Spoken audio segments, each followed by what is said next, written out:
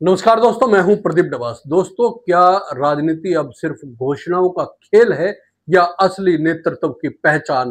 क्या महिलाओं का सम्मान अब सबसे बड़ा चुनावी मास्टर स्ट्रोक बन गया है?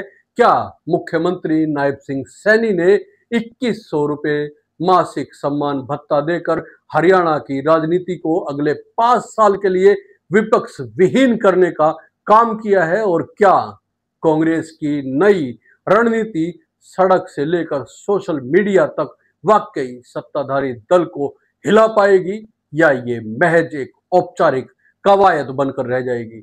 हरियाणा की राजनीति इस समय दो ध्रुवों पर खड़ी है। एक तरफ भारतीय जनता पार्टी है जो सत्ता में रहते हुए महिला वोट बैंक को साधने के लिए दीनदयाल लाडो लक्ष्मी योजना जैसे कदम उठा रही है, और दूसरी तरफ कांग्रेस है जो लंबे समय बाद अपने संगठन को जमीनी स्तर पर सक्रिय करने की कोशिश में जुड़ी है।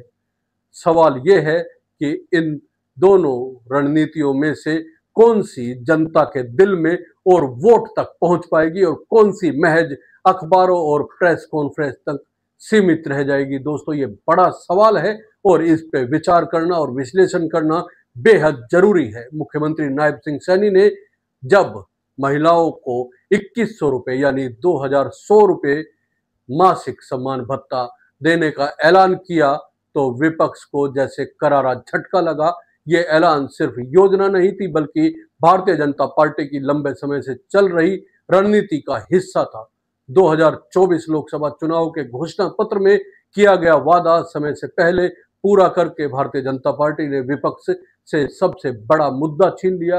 कांग्रेस और आम आदमी पार्टी महीनों से महिलाओं को लेकर सरकार को घेरने की कोशिश कर रही थी, लेकिन अब मैदान भारतीय जनता पार्टी के हाथ में है। दरअसल राजनीति में वादे करना आसान होता है, लेकिन उसे पूरा करना मुश्किल होता है। यही वजह है कि पंजाब, हिमाचल, तेलंगाना और कर्नाटक की सरकारें महिलाओं को आर्थिक सम्मान देने में या देने के अपने अपने वादे अब तक लागू नहीं कर पाई है। ऐसे में हरियाणा में नायब सिंह सैनी ने योजना शुरू करके विपक्ष की पोल खोल दी है।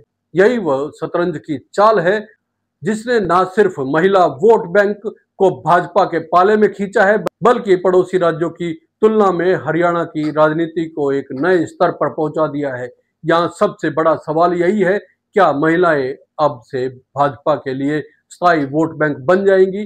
क्या 22 लाख महिलाओं तक सीधे पहुंचा ये सम्मान भत्ता 2029 के चुनावी समीकरण को भाजपा के पक्ष में मोड़ देगा? इतिहास गवाह है कि हरियाणा की राजनीति में जब जब जन कल्याणकारी योजनाएं आई हैं, उन्हें जनता ने हाथों हाथ लिया है। वृद्धावस्था सम्मान भत्ता की चर्चा करते हैं तो देवीलाल का नाम लिया जाता है। बुनियादी ढांचे के विकास की बात करते हैं तो बंसीलाल का नाम लिया जाता है। अब महिलाओं के सम्मान की बात होगी तो नायब सिंह सैनी का नाम भी उसी कतार में दर्ज हो सकता है। यानी कि सैनी ने खुद को हरियाणा की राजनीति या राजनीतिक विरासत में स्थापित करने की नींव इस तरह से रखी है। लेकिन कहानी का दूसरा पहलू भी है।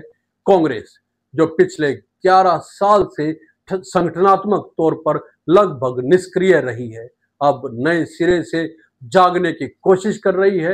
कांग्रेस ने एक चार्ट तैयार किया है दोस्तों, जिसमें जिला अध्यक्षों को रोज सोशल मीडिया पर सक्रिय रहना होगा, हर 10 दिन में प्रेस कॉन्फ्रेंस करनी होगी, हर 15 दिन में एक बड़ा कार्यक्रम करना होगा और हर महीने अपनी रिपोर्ट पार्टी हाईकमान को भेजनी होगी। कांग्रेस का मकसद साफ है, लोगों के बीच में जाकर सरकार की कमजोरियों को उजागर करना और खुद को विपक्ष की असली आवाज के तौर पर पेश करना। लेकिन क्या सोशल मीडिया पोस्ट और प्रेस कॉन्फ्रेंस से सत्ता बदलती है? क्या सिर्फ 500 पोस्ट करने या हर दिन एक प्रेस कॉन्फ्रेंस करने से जनता का भरोसा जीता जा सकता है?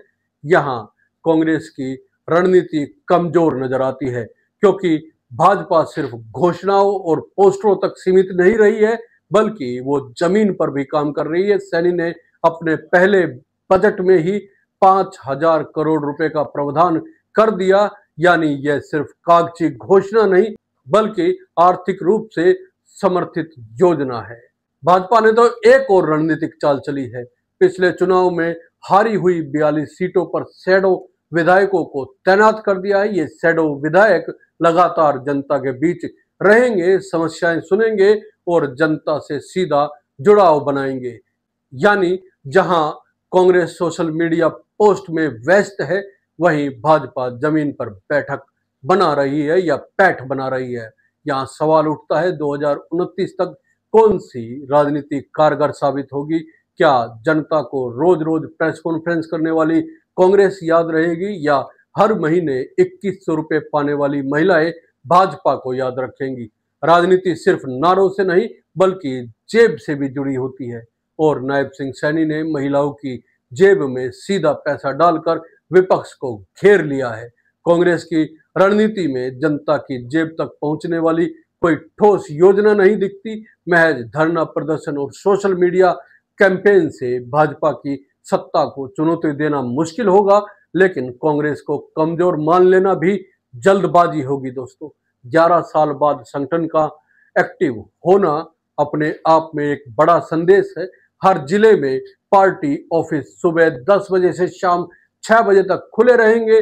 लोगों की शिकायतें दर्ज होंगी और ब्लॉक से लेकर NSUI और महिला कांग्रेस तक सभी टीमों को सक्रिय किया जाएगा। यानी कांग्रेस ने भी अपनी जमीन मजबूत करने की ठान ली है। अब सवाल यह है कि जनता किसे चुनेगी? वह पार्टी जो सीधे 2100 रुपए हर महीने दे रही है या वो पार्टी जो सोशल मीडिया और सड़कों पर आवाज उठा रही है? क्या महिलाएं सम्मान भत्ते के नाम पर भाजपा की वोटर बन जाएंगी या कांग्रेस संगठन के जरिए सत्ता विरोधी लहर पैदा कर पाएंगी? राजनीतिक विश्लेषकों का मानना है कि महिलाओं को साधना हरियाणा की राजनीति का मास्टर स्ट्रोक साबित हो सकता है। 22 लाख महिलाएं अगर भाजपा के साथ खड़ी हो जाती है तो विपक्ष के लिए 2029 तक सत्ता में वापसी करना लगभग नामुमकिन हो जाएगा। दूसरी ओर अगर कांग्रेस अपने संगठन को वास्तव में जमीन पर उतार पाती है और सरकार की कमजोरियों पर लगातार चोट करती है तो भाजपा के लिए भी रास्ता आसान नहीं होगा।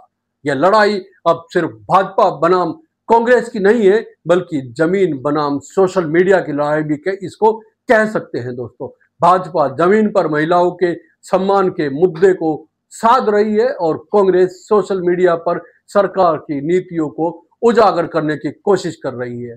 आने वाले वक्त में तय होगा कि किसकी रणनीति जनता के दिल में जगह बनाती है, लेकिन आज के हालात देखकर इतना तो साफ है कि नायब सिंह सैनी ने विपक्ष को कहीं ना कहीं चित कर दिया है। कांग्रेस को अब वाकई अपने चार्ट और प्रेस कॉन्फ्रेंस से आगे निकलकर ठोस आर्थिक और सामाजिक योजना का रोड मैप भी तैयार करना होगा, वरना ये चुनावी शतरंज भाजपा की जीत और कांग्रेस की मात पर खत्म हो सकती है। आपका क्या मानना है दोस्तों? कमेंट करके जरूर बताइए। ये वीडियो अगर आपको अच्छी लगी है तो लाइक कीजिए, शेयर कीजिए और चैनल को सब्सक्राइब करना ना भूलें। जय हिंद, नमस्कार।